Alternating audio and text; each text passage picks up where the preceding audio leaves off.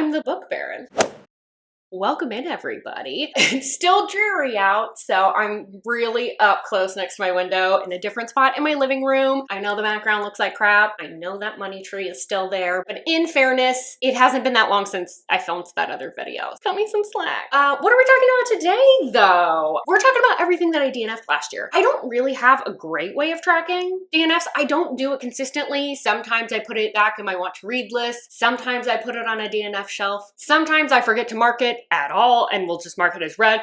I'm very inconsistent. So if you remember a book that I DNF'd like earlier in the year somehow, that's kind of wild. Like, how do you know that? But also, like, my bad. I didn't mark it correctly. I have 17 books for you. Because of that, I'm not gonna go over the synopses in full or tell you a ton about what they're about, just enough if needed to tell you why I DNF'd the book so that you kind of understand where I'm coming from. But other than that, I'm not really gonna talk about them too much. I also want to preface this video by saying I DNF for a lot of different reasons, and it's not necessarily always because it's bad. I DNF because something wasn't holding my attention. I thought the book was going to be about something different. Sometimes I realize it's just going to be an average read. I'm like, I don't have time for this. You know, it might be a great read for somebody else, but I'm like, I've already read a book like this. I don't need to reread it again. That's a long intro. Let's jump into all of my DNFs for last year. All right, I'm gonna go in reverse order from like the beginning of the year towards the end of the year as best I can. This is very loose once again. Remember that inconsistent tracking? Yeah, it extends to this. The first book that I have for you is Candy Coated Chaos by Charity B. This one's so sad because this is an author that I love. Her book, Anointed, oh my God, I think I could reread that back to back to back and never get bored of it. What I didn't know about this book going in, because the blurb sounded like it was going to be very much about like drug addiction and someone helping that person to get away from it, and two different people that are kind of have these problems that are coming together. So it sounded like it maybe had a toxic relationship. But the element that got left out is that this is kind of a billionaire romance. I don't like billionaire very much. I have to just be in such a specific mood because the heroes are all the same. They're a playboy, they're a bad boy, they're untouchable type of attitude. They've got more money than God. They can throw money at any problem. They sleep with every woman. They never catch feelings. It doesn't really excite me. And this book was starting to fall into a lot of those kinds of tropes. So I was just kind of like, I don't know if I'm as interested in reading this series anymore, but there's part of me that really does want to get to it because I know Charity B talked a while ago about how she was trying to revamp this series a little bit and was planning to rework it. When authors do that, I usually like to try and read the original before they're able to do that. I don't know. I'm very split on whether or not I'm going to try and get to this one again. If you read this book or this series, can you let me know what your thoughts are on it? Should I give it a go? Do you think I would like it? Because I could really be swayed either way with this one because I really do love Charity B. Next up is an untraditional fairy tale by Cory Zahara. So I love Cory Zahara's Darkness Beyond the Daisies, but this book was, I think, either her first or earlier, at least in her writing career. And it was giving an energy of 2012. I don't know how else to explain it. It just had a very dated feel to the writing. I think some of it was because like there was like a lot of talk about the heroine's weight, which personally, it's one of those things that sometimes it's a little bit triggering, sometimes it's not. So if that's a trigger for you, definitely don't read this bad boy. And there was like a heavy emphasis on BDSM, and that's a trope that I kind of feel like a lot of times ends up playing out the exact same way. Oh, I just want to have control, and oh my gosh, it's the only time I get to let go. That doesn't really suck me in. It's wild because it just feels it feels like a completely different author wrote this compared to Darkness Beyond the Daisies, which feels like dark and gritty and modern. So I don't know that I would come back to this one at all. I just don't think it's my speed. Next up, I had Bow Before the Elf Queen, and this is by J.M. Carroll. I'm gonna go with Carroll. That seems more right. This one is like a high fantasy. It's got like elves and stuff. Obviously, there's an elf queen. This started out kind of with like this nostalgic fairy tale feel. It was a little bit generic feeling, but in a very like comforting way. It felt cozy, even though there was like stakes to the world. I think by 30% in, I was just so sick of the main characters. The hero is just a smug told that was like just over the top, overprotective, and it didn't feel like it was like grounded in anything. She was feeling really, really dense. It was taking way too long for her to put things together. And she literally says at one point, "I'm not like the other elf women." You know how I feel about that. If you've watched any of my recent videos, that is a massive pet peeve. And there was just like some other elements that were also starting to get introduced where I was kind of like, ooh, it's starting to feel less like fairy tale, less cozy, less fun, and starting to lean into like corny territory. So I just was getting to a point where I was like, I'm feeling irritated more than I'm enjoying it. It was feeling generic to begin with, so I went ahead and DNF'd it at about like the 50% mark. So next up, I have Pretty Fucked by J.R. Gray. So I think this one I DNF'd earlier on. I want to say I was about 15% in. And at the time, I think I said it was going to be a soft DNF because it was like my first time trying to read from this author. It's like the third book in a series.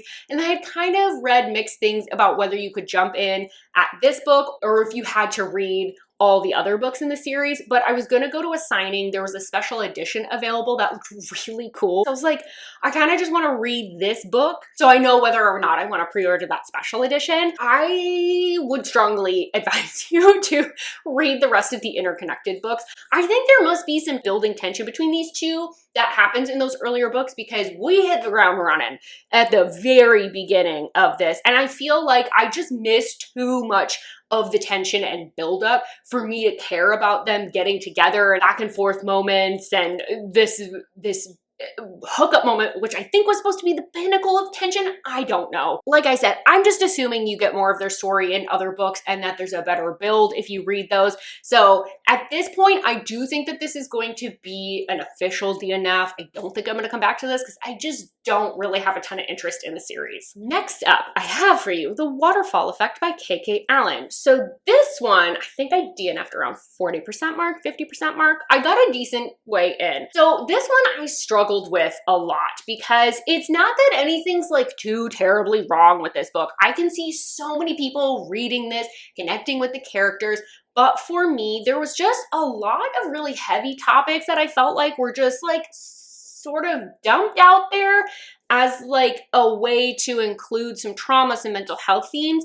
But I didn't feel like it was like an earnest exploration of that. It's just like, here's something to make our character sad and for you to connect with her. I think because the hero also felt pretty generic, I just didn't really feel any chemistry between the two of them. So ultimately I was like, I don't know what I'm reading this for because there's not really a plot. It's really focused on the romance and I wasn't feeling anything. This is probably a me thing. This is probably something that won't bug a lot of other people because I know that this is a well-loved book. So. Next up I have The Bet by Max Monroe. And I think this one I DNF. Ooh, I don't remember. I think this one was about 30% in. Maybe I got further. The hero, I think in order to show that he wasn't that bad of a guy, because he is quite a big dick to our heroine, he would have these run-ins with all these other female characters in the story and have this moment about like how amazing they are and how feminist he hopes they stay. Every female side character, he had to say a little bit of something. He had to have like a little moment where he was just like, no, I love her. See, I don't hate women. With the relationship, I wasn't really feeling the chemistry.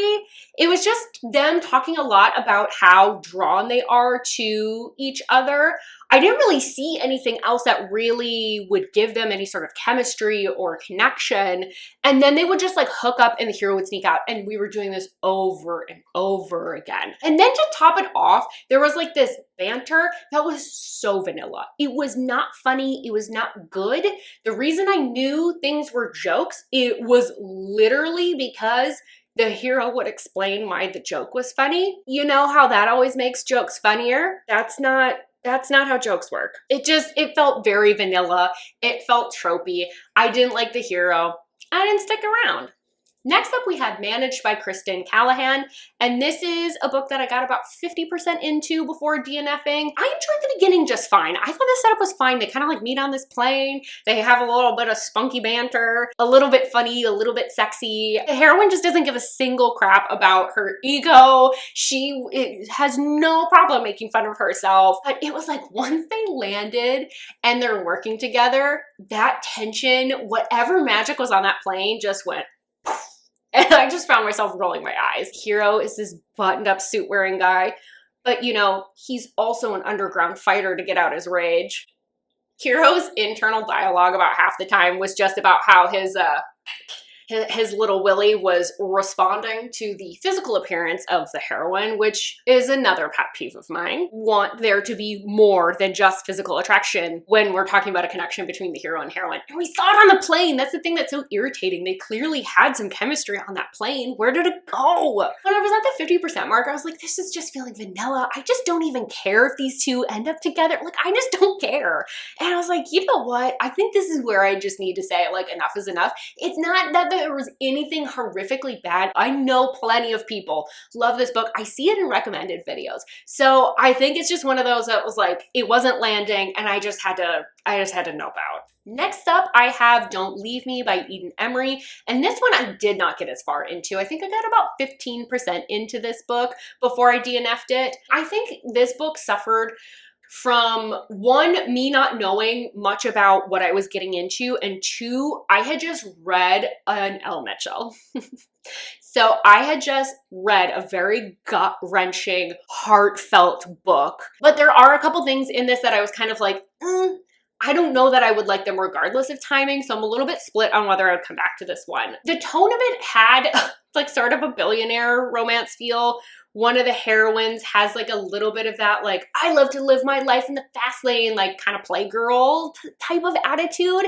And I was like, oh, red flag number one. And then I just found some of the setup, like just a hair corny, a little bit contrived, mostly because we get introduced to both of our heroines and they both have jobs that I just didn't really find that believable. One of them is like a spicy photographer, and I can't remember off the top of my head whether she was doing that commercially or for couples, like more privately, like a boudoir. Oh my God, I can't say that word. Boudoir. Fuck it. You know what I'm trying to say. But regardless, I was kind of like, the fact that that would be able to be your full-time job just does not seem that realistic. And then the other heroine was like a hacker slash cybersecurity specialist for a spicy club. And that's the other thing. There was a spicy club getting introduced and I was like, I don't really like that trope either. I've read what I've needed to from that genre of book and I'm good now. But then she was also like getting herself into trouble and it sounded like maybe she was kind of like a hacker. Here's the thing. I have a lot of issues with anytime tech is incorporated into books because it's so obvious most authors don't know what the people in tech do. There's nothing about it that's realistic. That's another pet peeve. So I don't know how big of an element that is in this story. If you have read this book, let me know if you think that there is a lot of that tech stuff in the book that would irritate me, or if that's something that's just kind of like in the setup and it kind of exists more peripherally. If that is a large part, I might have a hard time getting past it. But like, there was something that was kind of intriguing about this book. Like, there is part of me that's kind of like, even when I'm talking about it and talking about some of the things that deterred me, I'm like, oh yeah, but I kind of remembered that it was like a little bit sexy even at the beginning. So I don't know. I'm pretty split about whether I'll pick this one back up. I'm kind of leaning towards yes at the moment. Oh no, this next one hurts me. This was a tough one. So next up I have Unorthodox by KV Rose.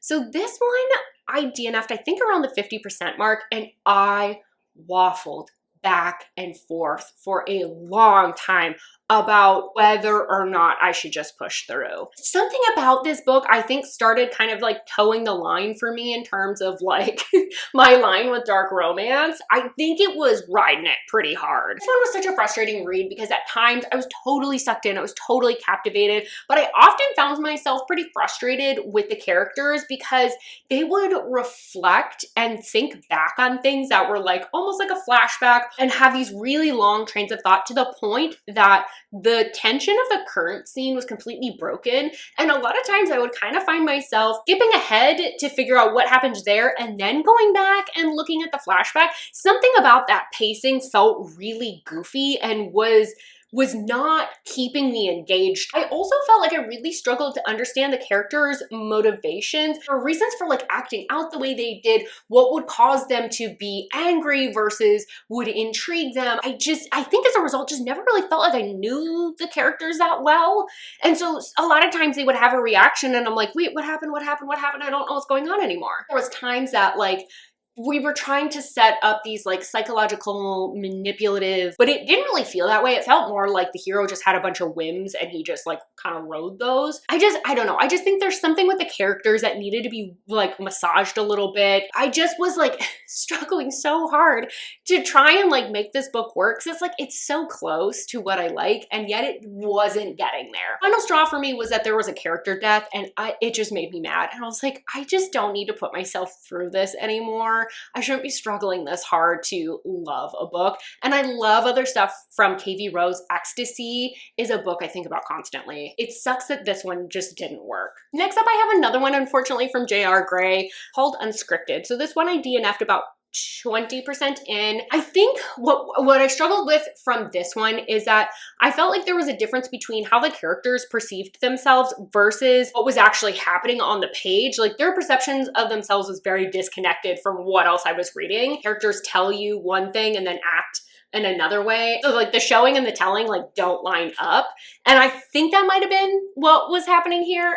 There was also just like times where it was like characters are laughing really hard at something that like really wasn't that funny. Or they were like, oh my God, that was so awkward. And it was kind of a mundane interaction that happened. It was not that bad. Or really in awe of something that was kind of average. I kind of kept getting like these mixed signals, but also there was like nothing about what I was being shown that I was that enraptured by or felt like was unique or exciting. This was one that I think is fine. It'll definitely work for probably a lot of other people, but it's one that I just unfortunately wasn't able to connect with. Next up is Trapped by Mila Olsen, and this one I DNF'd on the faster side. This one is translated, and I don't remember from which language. Is it German? I think it was German. But something about the writing felt very immature. Characters felt a lot younger than they were supposed to. Like she was dyeing mashed potatoes blue at school. Like it's very childish. That's very Disney Channel level humor. The story, something about it just felt a little cartoonish, a little bit forced. I felt like I was feeling when the story was like trying to hit certain beats. Again, I don't know whether that's because of the translation. Maybe in German it's totally fine, but in English it just like doesn't work as well. I don't know. It was fine. It just clearly wasn't for me. I think for maybe a younger reader, this might be okay. Next up, I have another one called Trapped. This one is by Alison, and this one I DNF'd, I think around 30%. I might have made it a little bit farther. Here's the thing. This one, the writing seemed fine for the most part, but had some really weird quirks. I would have to read sentences repeatedly because I couldn't figure out what they were saying. And I just felt like I couldn't sink into the story because of that, because I was just like, wait, what? Wait, what? Oh, now I get it. And then I could move on. There was also some really, really weird descriptions. The one I still remember that makes me just like uncomfortable is she talked about how her nipples crinkled in the cold. I hate it. I hate it. Why are your nipples crinkling? What tinfoil are they made out of? That's weird. I don't know why I had to hold my boobs. I feel protective of them now. That's a weird thing to say. I also think that the hero's perspective was just like not really compelling. It was one of those where he was just like, Captain William down here, he would like to be inside of you, good ma'am. And then the heroine was catching feelings at 20% in. The only reason she was catching feelings is because she got dicked down so good. That's not a good reason. I think what I said in the video where I was talking about how I DNF'd it is just because it's good for the whole doesn't mean it's good for the soul, and I stand by that. Oh no. Okay, I'm gonna try so hard not to get heated about this one. The next one that I have for you is The Protector by Ellen Peer. I'm going to rant about this one. I just know myself. I'm going to try really hard not to. If you really like this one, please, please, please, I'm begging you, skip ahead. Do not listen to me because I hated this book. Hi, Baron from the editing bay. So I decided to re-record this because I didn't make any sense. I'll just be honest, I had made no sense by the time I edited this bad boy, so we're going to try this again. My first main issue with this book. Basically, this is sort of built on this idea of like, what if both political parties kind of got their way and one ruled in one area and was called the Northmen, and one ruled in the other area and was female led. And basically, I take a huge issue with this because like the way it's set up is supposed to be this kind of like neutral. What if both sides were actually bad? Whoa. We have to get real. One side is a male dominated society that is horrifically sexist and really just loves violence and just wants women to be barefoot and pregnant in the kitchen. And here's the thing, that's actually a reality that we've seen throughout history. This is actually a reality that some people want. I have people tell me to my face in my real life that they want this to be a reality. This isn't some far-fetched idea. The other side is this female-led dystopia that it doesn't really feel like a plausible version of the future that anyone's advocating for. It feels like the projected fears of a certain political party and what they believe feminism to be. So I just find the setup very disingenuous. I do not find it to be a true exploration of imbalance in society and what if both sides got their way. And I think because that foundation just feels so disingenuous, I just take issue with the book as a whole, and it just makes me so angry when I talk about this book. But maybe you're like, that's not a big deal to me. Actually, I can get over that. Cool. Here's the other issue. The characters are awful. Awful. The hero is a sexist, stubborn dick. The heroine, equally stubborn and stupid. Oh my God, is she dumb? And their ideologies make them so rigid. There's no nuance. They are absolute caricatures. There's no depth to their thinking. And at the halfway point, zero character growth. How are these two supposed to get together if they just keep digging their heels in? What am I supposed to be rooting for? Where's the chemistry going to come in? What are they going to have in common? It really feels generous to call this a romance. It's watching two miserable people be forced in proximity together and then them duking it out. Like there's no chemistry here. There's nothing in common. I don't understand what the emotional payoff of this was supposed to be. And I don't understand how I'm supposed to be convinced that a long-term relationship would result from this pairing. I mean, at 50% of the book and no character growth, you gotta do something different. That's just a bad romance. Lady Gaga, anyone? I just cannot express to you how much I just genuinely hate this book. And after this video, I'm so excited to just never talk about this book again. It's so infuriating.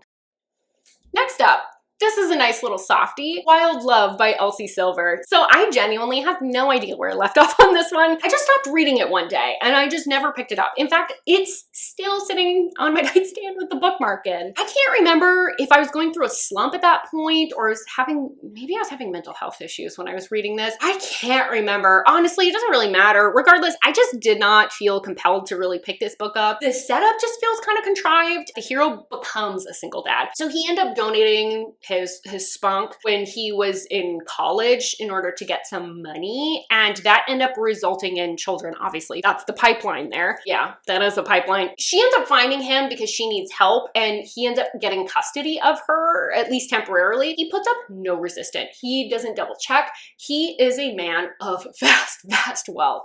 He is a man that has a reputation. He has a name. You don't think someone would lie about this, and he's just like, nope, absolutely, this is my kid. I can just tell. Doesn't ask for verification. It's just like, yes, all in. I don't buy that. Especially because this is not a man that has expressed any interest in kids prior to this girl showing up at his door. I think that the romance really wasn't that compelling either. It's a second chance. There's supposed to be this like long-term pining that was going on, but it's still Elsie Silver. So there's a quality that she brings to her writing that really just sets her apart from a lot of other authors. So even an average book from her is like, it's a different kind of average. I'll probably end up getting back to this one because I already own the second book now too.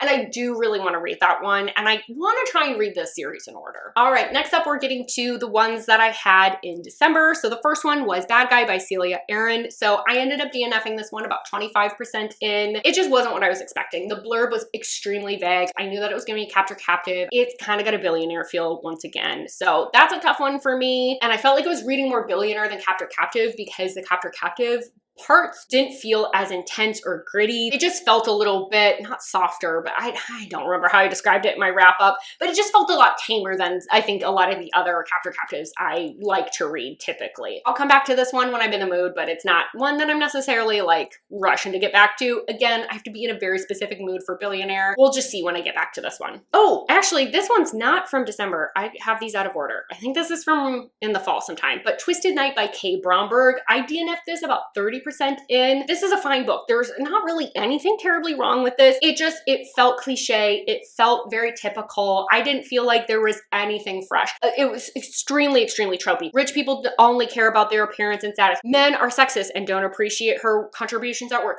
Like, nothing new here. I think if you're a really avid reader, you've probably already read something like this before. But if it sounds good to me, go ahead and pick it up. All right, last up we have Chained Hands by T.L. Smith, and this one I only got 10% into before I rage quit. And it sucks because this one isn't on KU, so this author took my money already. Oh, I want it back so bad. This is one that I genuinely think is actually poorly written. It desperately needed a developmental editor. There's so much wrong with this. First off, the heroine keeps breaking the fourth wall and talking directly to us as the audience, and it just gives an immature feel to the heroine and to the book because it's very like, Dear Diary, like, who are you talking to? If this is your real life, if this is supposed to be a real event, who are you talking to? Also, the heroine is just so stupid. Her thought process makes no sense. She wakes up in captivity. She has been drugged by our hero, not going, oh no, my God,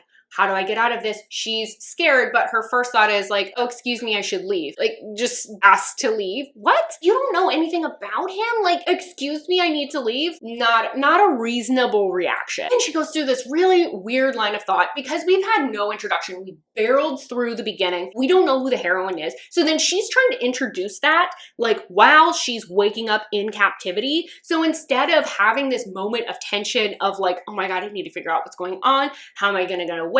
Her trying to devise a plan of any kind. She's telling us about how much she loves reading. She gets upset when she finds out her phone is taken away. Not because she can't call 911 or call for help or something like that. No, because she can't work. Who is going to be held captive? And their first thought is not, how do I get myself out of this? But, oh no, I can't work. Not a person. I don't care how much you like your job. There's no way. There's no way. Your main concern is your goddamn job. That is so stupid. That's so stupid. Just not a logical train of thought. There is not enough of the heroine recognizing how serious and scary the circumstances she is finding herself in are. And to top it off, I have no idea. If we're talking about organized crime, I have no clue how we got here. I'm sure I would have had it explained to me very poorly. I hope this heroine doesn't survive, frankly. This is a book that I genuinely actually think is bad. Those are all the books that I have DNF'd in the past year.